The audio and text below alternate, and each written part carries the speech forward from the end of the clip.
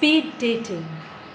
Because the white man had so broken her marriage, broken it with a persistence that was not typical or temperamental of the white man, seemed like a mission to leave you looking for a partner at the heights of childbearing age, when amazing conditions could be put forth in front of you, and you might even think of accepting them.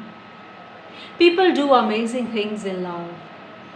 They do it in the spur of the moment and then do it again and again. They also get picked for it. But it's a very tricky situation. If on the one hand you're being picked at for the things you did, stupid things, along with kissing the first kiss, totally carried away with the magic of it, with the magic of making a promise, of course, keeping it is more beautiful. But one doesn't think of keeping it as a separate job. That is the thing, the deal, the beauty, thoughts of permanency. An everlasting commitment is not to be questioned. Doubting it makes it smaller, shorter, especially in soul-bearing moments. And to make someone else come in yet again, a third person apart from the mediator, is playing a politics of control in love. And people leave, people break promises, people make it a point to stick to their commitments. It's a tall position, the visible one.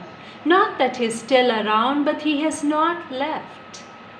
People see it with a speed and clarity with which you don't, not that you're caught in this other man's love,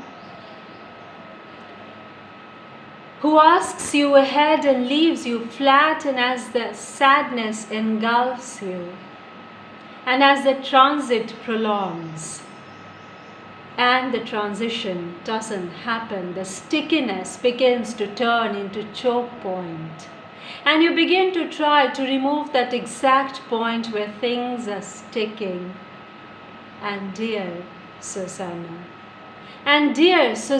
you just end up removing yourself again and again and again. But the white man who broke your marriage, who did come back to try to sleep again in his arms, and people really find someone. Everybody does, and frankly speaking, girls not so pretty have often been sighted with the white man.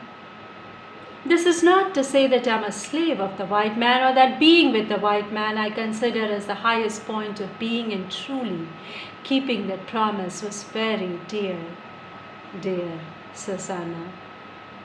But at what price, at what cost? He really broke your heart, but the white man who broke your marriage you had to submit to again.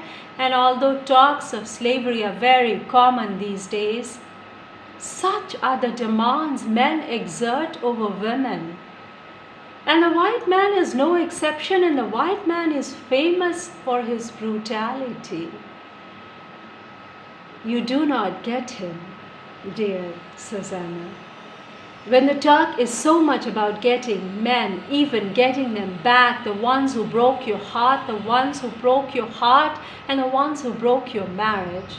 But we should talk, really. We should talk, really, about not meeting that every single demand of very demanding men, right?